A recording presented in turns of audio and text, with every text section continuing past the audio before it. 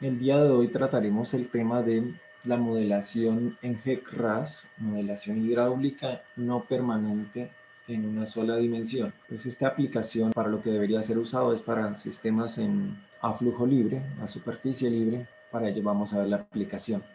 A grandes rasgos, el procedimiento para un modelo hidráulico en GEC-RAS 1D y no permanente debería ser la incorporación de la geometría del cauce o canal a modelar.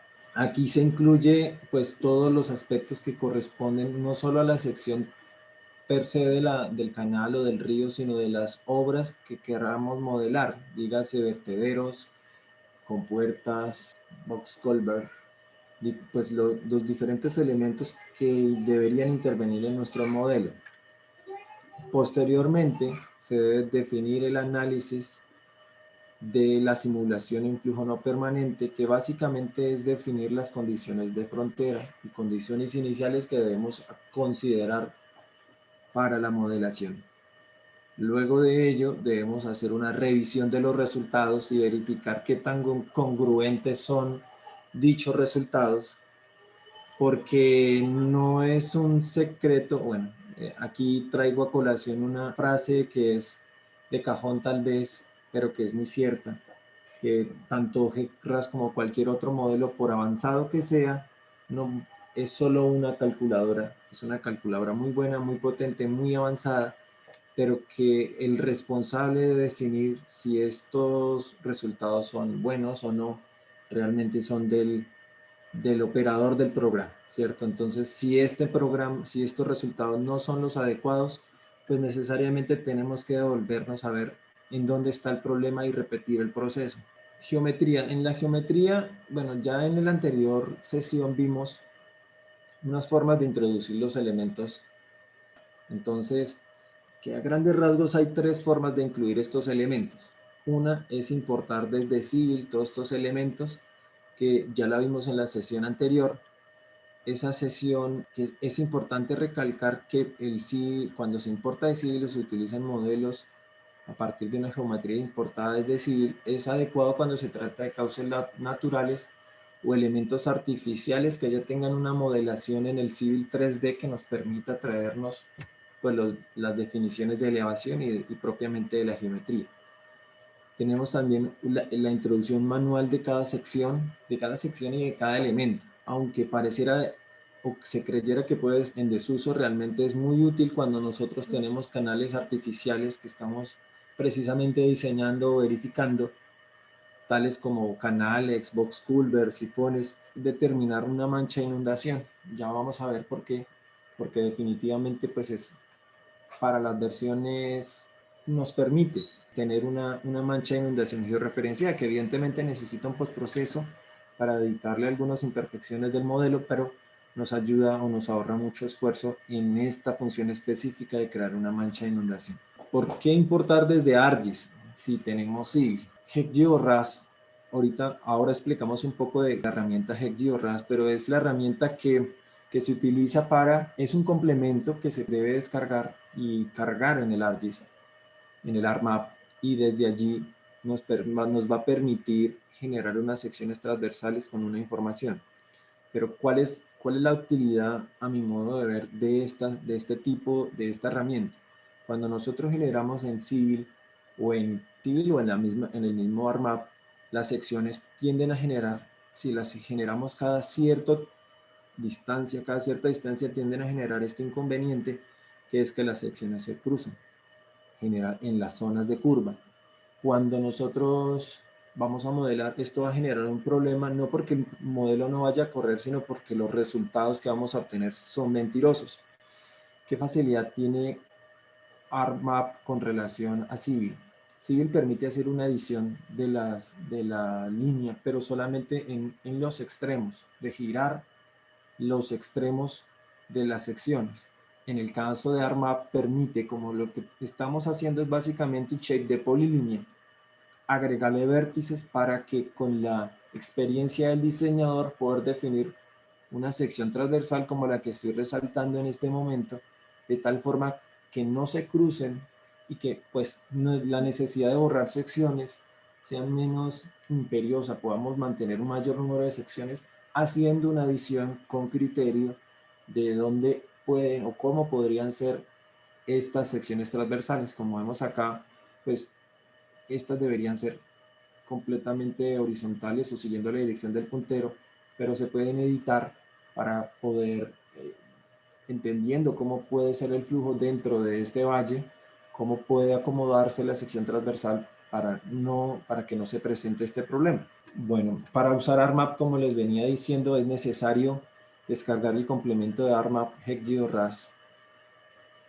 Tanto como para Civil como para ArcMap, si vamos a utilizar esta herramienta debemos tener una topografía detallada o una topografía, dependiendo del detalle que queramos en el modelo, pero tenemos que tener información topográfica porque debemos, como preproceso, haber creado una entidad TIM de donde vamos a tomar la información. El ArcMap para versiones 10.2 menores a 10.2 o menores a 10.2 la desarrolló pues el mismo cuerpo de ingenieros y se puede descargar desde su página. A partir de esta versión de 10.2 de ArcMap, HexGeoRAS ya ha venido desarrollando una interfaz en 2D donde permite manejar raster y traer información y llevar.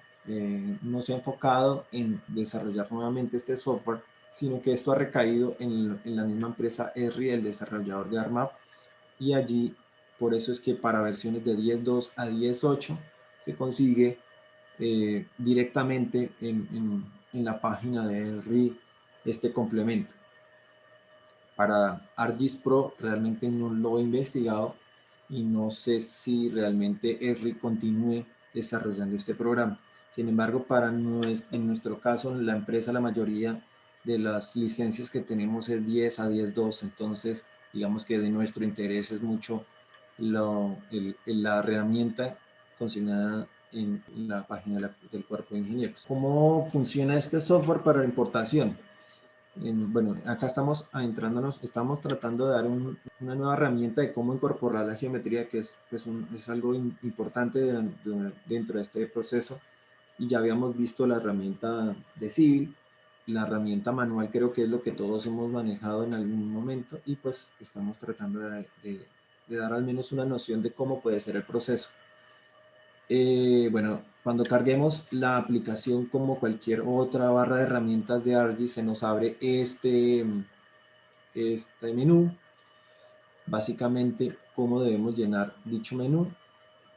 Al abrir ese menú se nos va a abrir todas estas ventanas. Entonces, lo primero que debemos hacer es crear un layer, crear los layers con los que vamos a trabajar, que están acá enmarcados en los recuadros naranjas.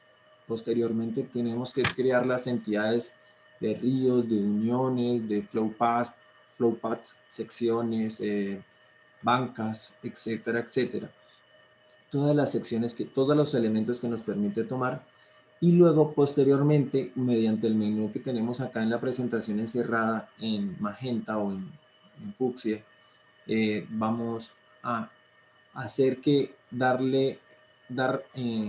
hacer que el programa entienda de dónde va a tomar la información, de qué shape va a tomar la información en cada caso para cada una de las opciones que tenemos. Aquí, como opción adicional, también se puede llevar otros elementos como áreas inefectivas o valores de Manning a partir de raster que previamente hayamos elaborado y le hayamos cargado la información, y por defecto iría a cargar esa información en nuestras secciones.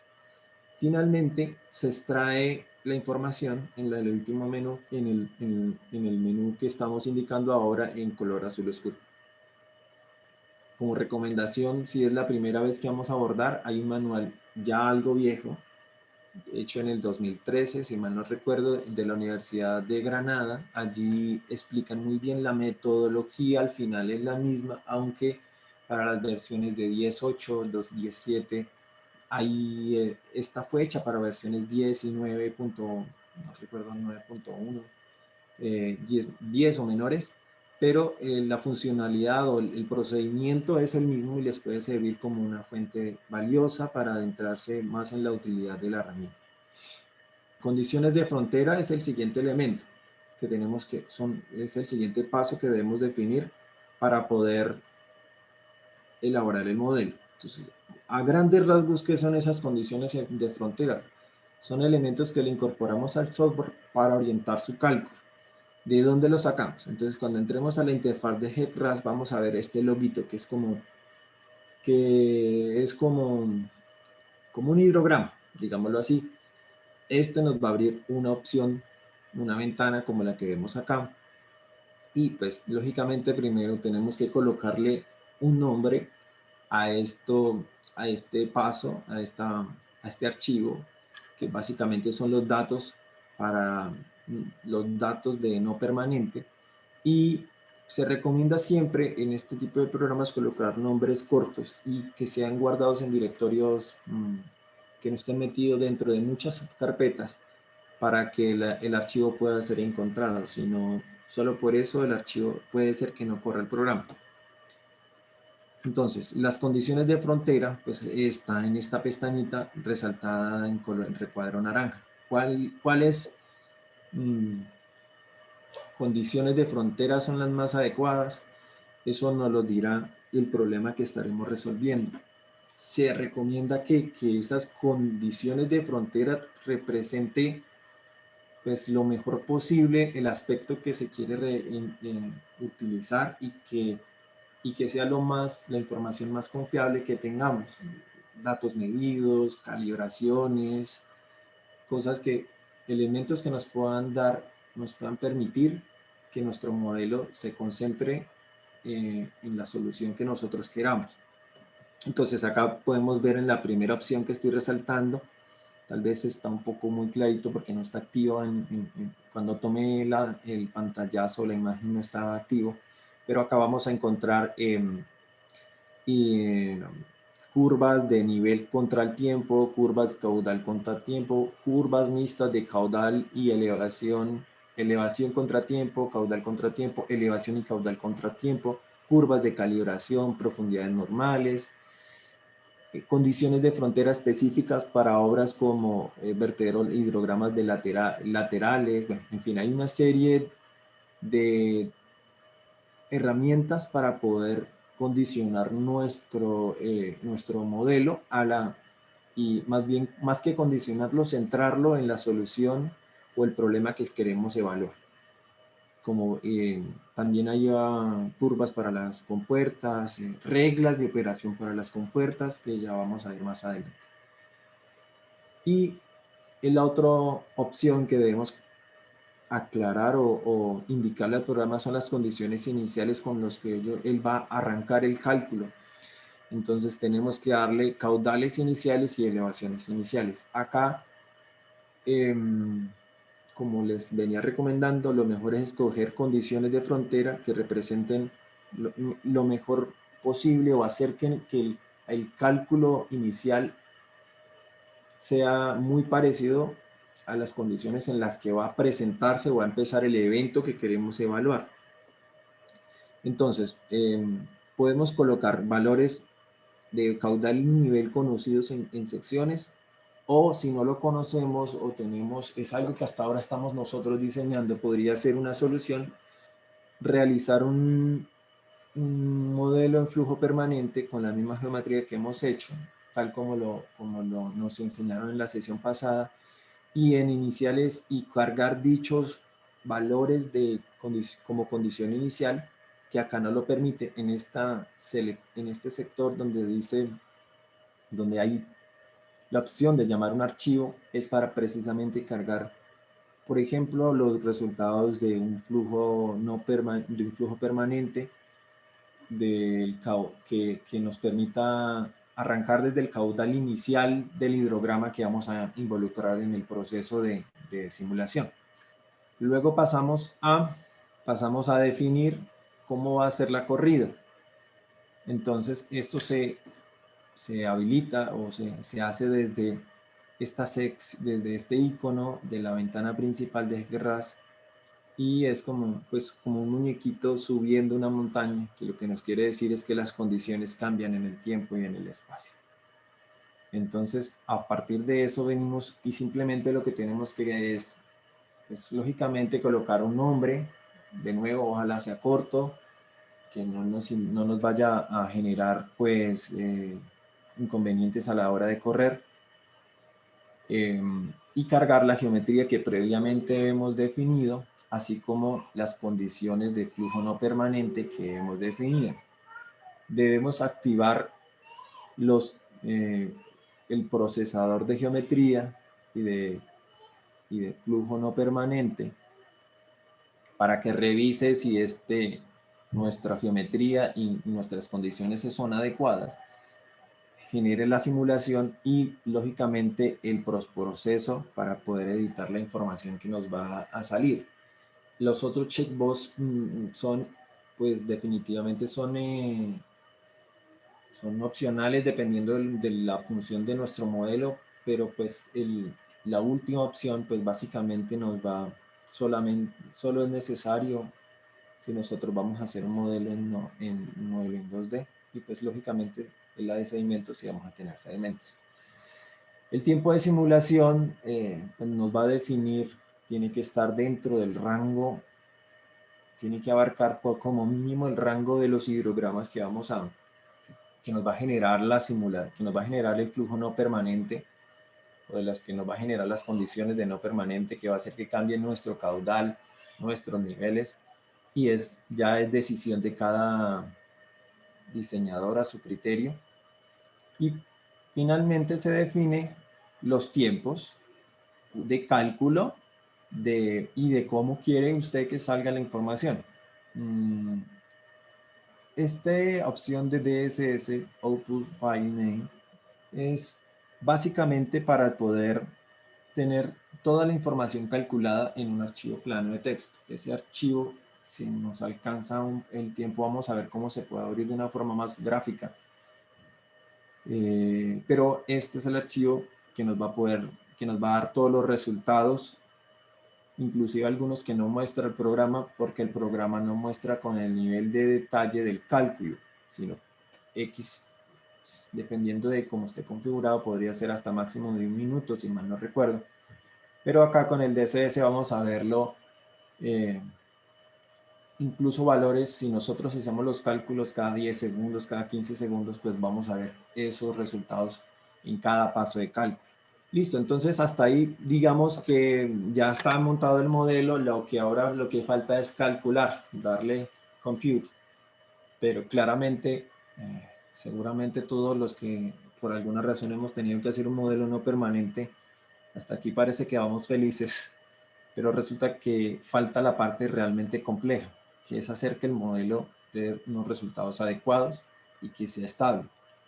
Entonces, esa estabilidad de modelos, según GEPRAS, esa estabilidad del modelo, cuando corramos el programa nos va a decir bajo unos parámetros que él tiene incorporado. Entonces, si no es estable, nosotros tenemos que entrar a revisar por qué no es estable. Y aún si tenemos certeza de que es estable, tenemos que también entrar a revisar porque los errores permitidos tienen que estar dentro de un cierto rango dependiendo del caso que estemos evaluando. Entonces, la estabilidad del modelo, según GEPRAS, según su mismo manual, tiene 13 factores, ¿sí? 13 factores que determinan o que colaboran, inducen la estabilidad o la inestabilidad del modelo.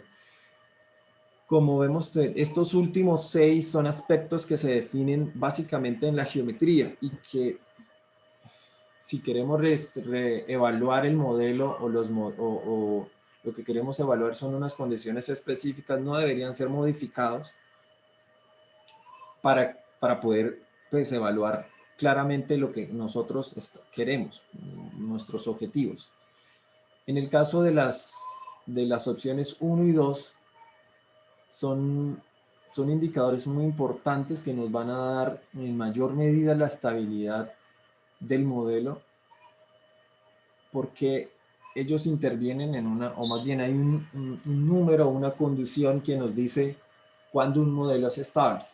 cuando se cumple esta condición, cuando el valor de Courant sea aproximadamente 1, cercano a 1 y ojalá menor, bueno, ojalá aproximadamente, ojalá 1, pero si no, pues menor a 1. Esto no es una palabra de Dios, no es algo que sea inamovible, pero sí es un buen indicador para saber si el modelo es estable. Básicamente el número de Courant es la celeridad de la onda multiplicada por el delta de t sobre el delta de x, de la separación que tenemos de nuestras secciones. Ya vamos a ver un poco mejor sobre esto. Y hay otras variables que son que también podemos modificar para que nuestro modelo sea estable. ¿Sí? Son el factor de ponderación para la solución numérica y algunas opciones de cálculo y tolerancias. Estas variables tenemos que moverlas con mucho cuidado y depende digamos, del conocimiento, de la experiencia que tenga el modelador, porque nos pueden llevar a soluciones estables, pero que no sean numéricamente, pues es una solución al final, pero no es una solución real al problema porque nos pueden generar falta de precisión al modelo hidráulico. Listo, entonces miremos la estabilidad del modelo según las recomendaciones que da el mismo manual del usuario de HEC-RAS. Entonces, si la profundidad y la velocidad cambian lentamente, el modelo puede manejar números de Courant pues, muy altos, mayores a 1. Entonces es usual que tengamos valores de Courant de 5 o más y el modelo sea estable cuando sabemos que nuestro modelo hidráulico tiene que cambiar la profundidad y la velocidad lentamente.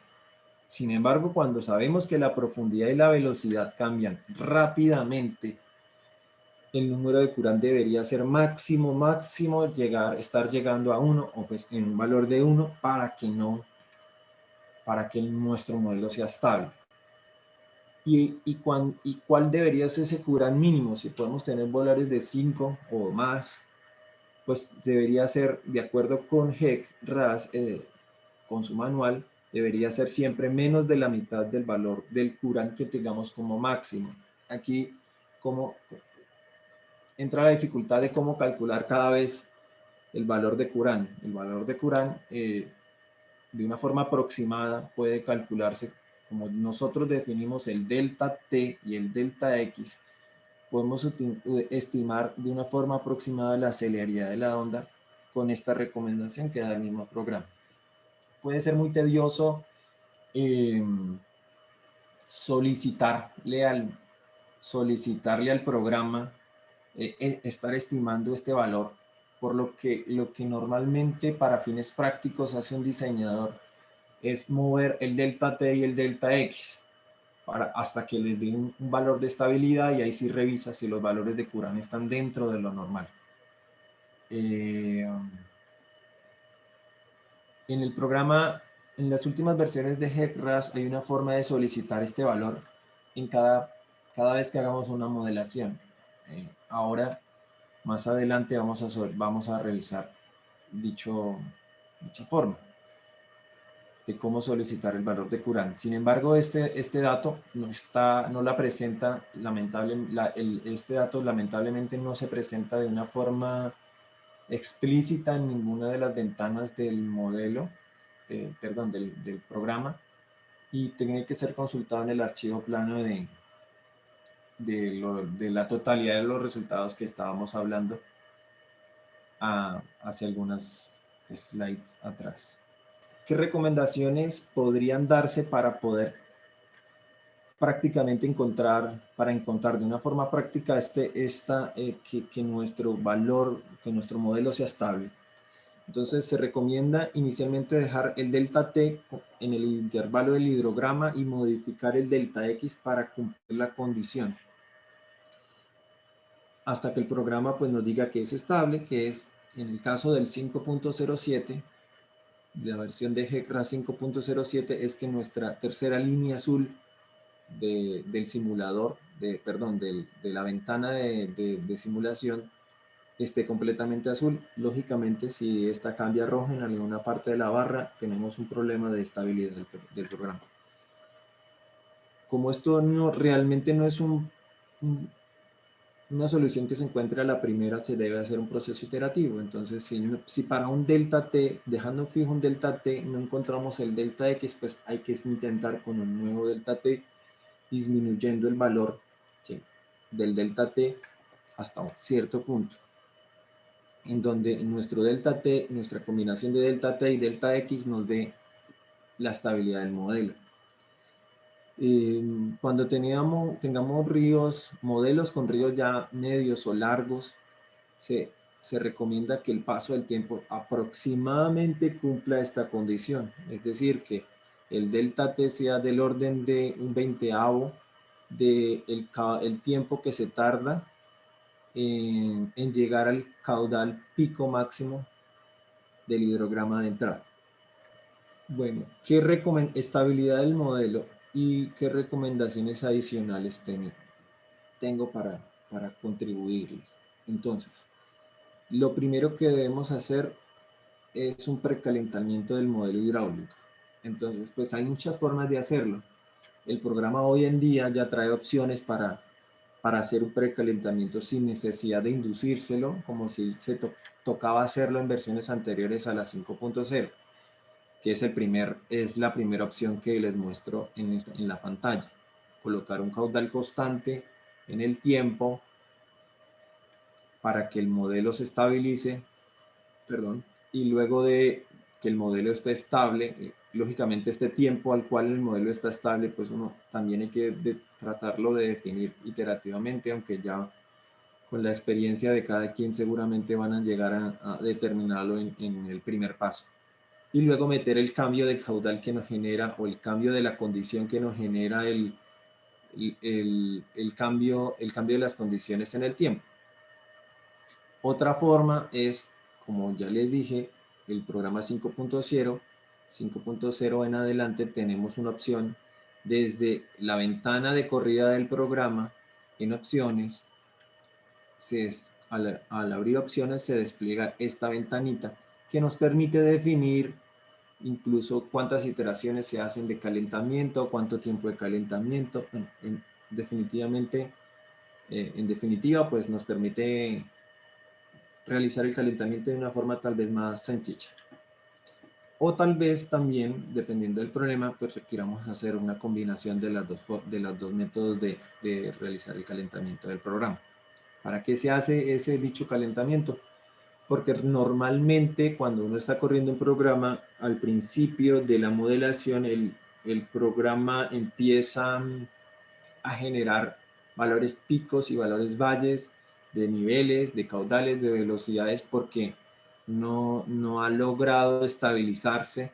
Entonces lo que hacemos es que iterativamente vaya cerrando ese brinco hasta que llegue a un valor, hasta que ya el cambio de las condiciones sean más suavizadas. Listo, entonces, cuando vamos a revisar los resultados y verificar, suponiendo que en el paso anterior ya encontramos que la estabilidad, que el modelo es estable, entonces debemos revisar los resultados para ver si nuestros errores o los errores que le permitimos al programa tener no nos generan errores no son, mejor dicho, si esos errores que le permitimos tener al programa representan que las respuestas que nos está dando no sean las adecuadas. Entonces, una forma, aquí voy a tratar de dar un par de consejos que sigo cada vez que voy a revisar un modelo. Entonces, normalmente lo que debemos mirar es la línea de energía en nuestro perfil. Nuestra línea de energía, como es a flujo de superficie libre, bueno, en general en cualquier sistema hidráulico, la línea de energía disminuye de aguas arriba hacia aguas abajo, como en este caso la aguas arriba está a la derecha de su pantalla y aguas abajo al lado izquierdo de su pantalla. Pues como vemos en el recuadro marcado en líneas punteadas rojas, vemos que aquí hay un brinco de energía. Esto nos está indicando que necesariamente este modelo no está generando, no está calculando bien, haciendo los cálculos de la forma adecuada. Lógicamente esta revisión se hace ya en el tiempo en que no está en lo que ya en el que el modelo ya no está calentando o que nosotros le definimos que ya no estaba calentando. Es decir, acá tenemos que estar conscientes que estemos llamando un perfil del tiempo en donde ya estamos revisando los resultados de la modelación y no un tiempo de calentamiento. Entonces, lógicamente este brinco en la línea de energía no se puede presentar, debería bajar de aquí a aquí, hacer esta trayectoria y no subir. ¿Qué otra cosa debemos revisar? Básicamente, cuando tenemos que revisar niveles y caudales para ver si si el modelo realmente logró estabilizarse con el tiempo de calentamiento que nosotros le dimos. ¿Por qué? Porque evidentemente, como lo vemos en esta franja fuera del recuadro, acá, si está en el momento del calentamiento, pues es normal que se presenten los picos y los valles en valores de caudal o de niveles de agua. Pero una vez se termine ese proceso, acá los pasos deben ser más suavizados y no deberían presentarse esos picos porque si no vamos a tener es un problema numérico y necesariamente nuestros resultados se van a ver afectados. Dependiendo del caso, podrían ser más grandes los valores o más bajos.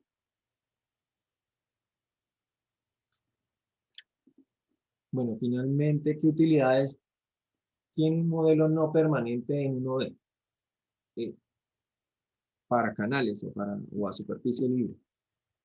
Identificar el rango de los valores máximos y mínimos que se pueden presentar de las diferentes variables, es decir, velocidad, niveles de agua, niveles de energía, etcétera. Los valores que queremos revisar cómo cambian en el tiempo.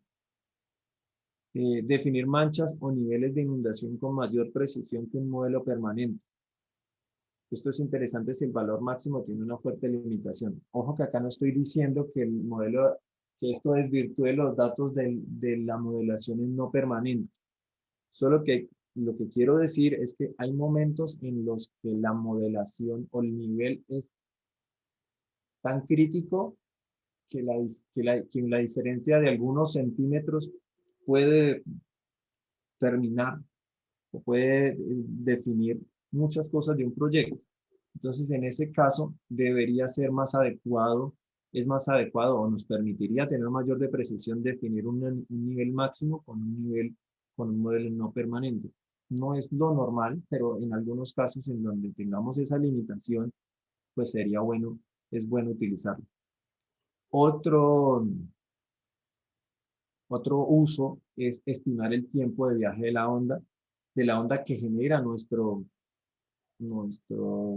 flujo no permanente, es decir, el viaje de una creciente o el viaje de un caudal nuevo que ingresó o por el contrario del cierre de una compuerta, etcétera, etcétera. Y finalmente, también obviamente conocer el comportamiento de un sistema ante cambios repentinos de la operación. Entonces, esto es muy útil o muy usado cuando queremos precisar cómo debe operar, por ejemplo, un canal,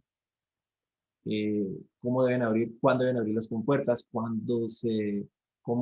si se cierra la compuerta de la tubería de carga, cómo debería responder el canal, si el canal va a contener la sobrelevación que se presenta por ese cierre repentino, si si tenemos un sifón y tenemos compuertas en el sifón, ¿cuándo deberíamos cerrar para que no, para que no se nos llene de aire? Bueno, son una serie de cosas que dependen de lo que nosotros queramos investigar. Dos corridas. Entonces, en la primera corrida, que es la original de Heck, vamos a fijarnos un poco en el tiempo. Esta corrida no tiene la geometría, no tiene secciones interpoladas, hay secciones batimétricas o de topografía cada 300, 400 metros. Y bueno, hasta ahí no hay ningún problema.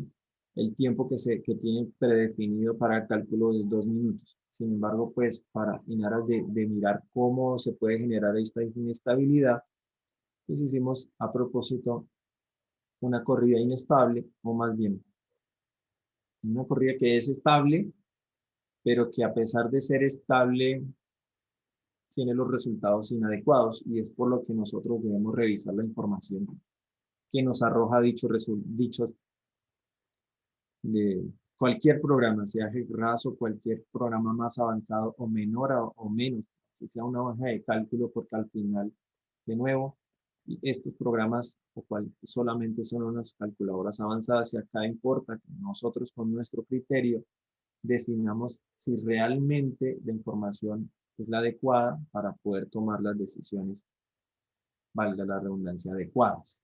Listo, entonces, vamos a mirar, por ejemplo, estamos mirando los niveles. Voy a poner esto más grande, ahí están viendo todos mi pantalla, ¿cierto?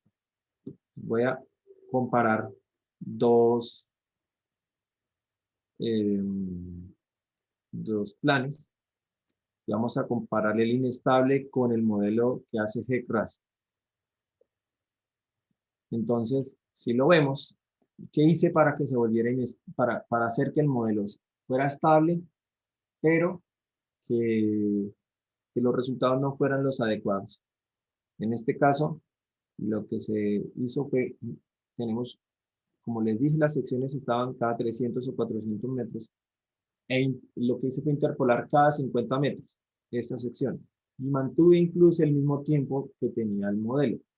Los resultados fueron, el modelo no arrojó errores, el modelo decía que era estable, pero si lo vemos, en esta línea que estoy, si vemos esta línea que acabo de resaltar en rojo, es el resultado que arroja GRAS con el modelo original del ejemplo, y la línea que ahora voy a resaltar, que está más que el pico, el valor pico es más pequeño, corresponde al valor con unas secciones interpoladas.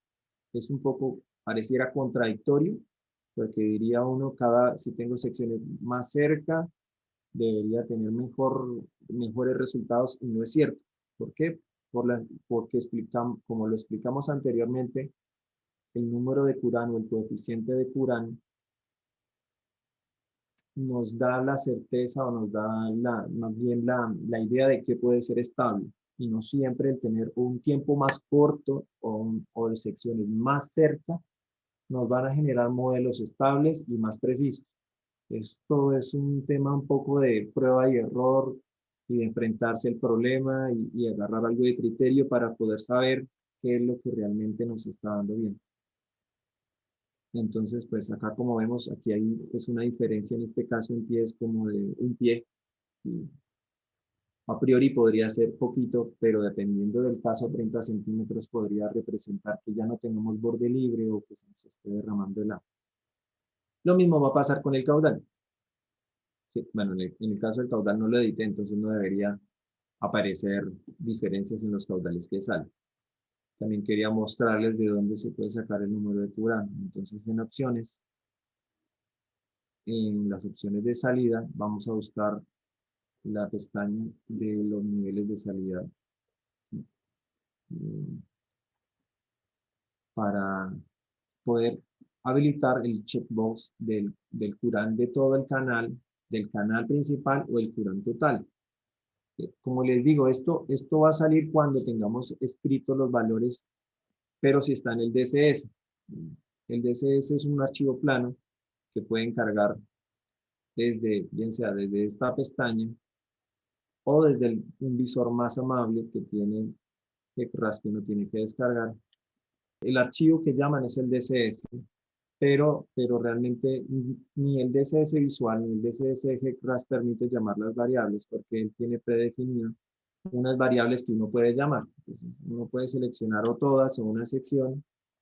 Este GEC-DCS también se descarga desde la página del cuerpo de ingenieros, perdón, del GEC.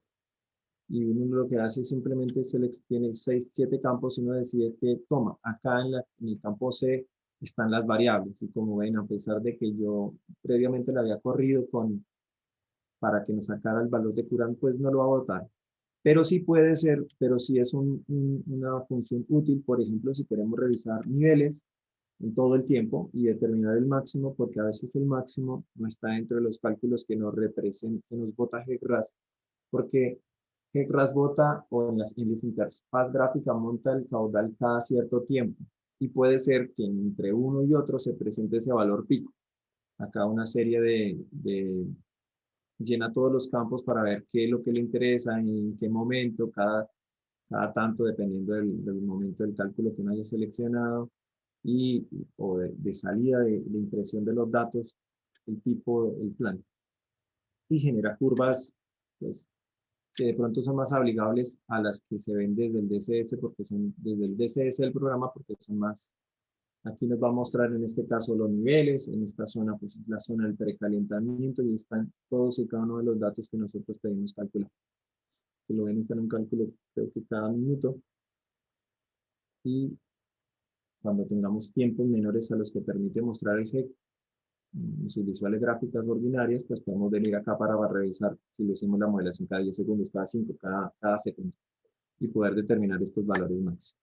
¿Okay? Y bueno, finalmente el caso de Eurica, el caso de Eurica es un proyecto de Ingutec donde tuvimos que incorporar diferentes elementos. Esto que vemos acá al inicio, pues acá queda la captación, tenemos una zona de compuertas, un sifón, un túnel del cual necesitábamos determinar si se despresurizaba o no, un sifón que tenía unas compuertas y antes del sifón había una obra de seguridad que tenía un vertedero lateral, y este sifón pues tenía dos celdas y cada celda tenía unas compuertas que controlaban, que también cerraban dependiendo de si queríamos permitir que se vaciara o no el sifón. Un canal largo con diferentes secciones y al final la cámara de carga, digamos, entre comillas, típica que tenemos, que utilizamos para este tipo de centrales con un vertedero lateral que constituye la obra de seguridad. Este modelo tenía, pues, tenía como misión definir cómo iba a operar el sifón, si el sifón, si se iba a despresurizar el túnel, si se iba a despresurizar el túnel, que es este de acá, si se iba a despresurizar el sifón, si se iba, y cuáles serían estos niveles máximos para definir las alturas del canal. Digamos que el modelo como tal, pues, es un poco pesado para correrlo, pero revisemos a grandes rasgos las condiciones de frontera que incorporamos. Entonces tenemos caudales, caudales un caudal de entrada con un tiempo de precalentamiento en esta época en la versión 4.1. Tenemos también aperturas de compuertas y unas reglas que básicamente es indicarle al programa cómo debe operar las compuertas en función del caudal, cuándo debe cerrar, cuándo debe abrir, y esto pues lógicamente era parte del proceso iterativo. Con esto que vimos, cumplimos el alcance que teníamos para mostrarles modales una noción de cómo realizar un modelo, incluso no permanente, en uno de INGEC-RAS y cómo podemos revisarlo. Ya casos prácticos en una próxima ocasión podríamos revisar un caso práctico y ver cómo realizarlo, pero pues básicamente acá cuando uno monta el modelo siempre va ya al final la revisión de los resultados y lograr que se estabilice depende un poco de la práctica que uno tenga. Pues, nada, muchísimas gracias por su asistencia y pues, hasta una próxima ocasión.